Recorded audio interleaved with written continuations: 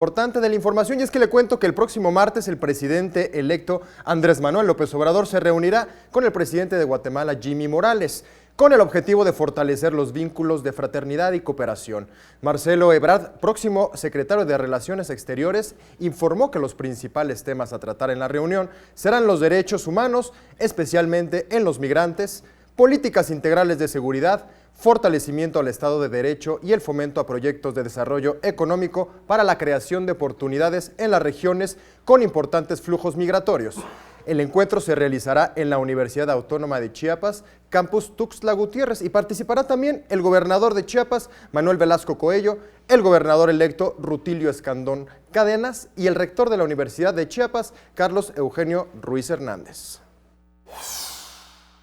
Y es importante en la dimensión política porque México ha estado demasiado concentrado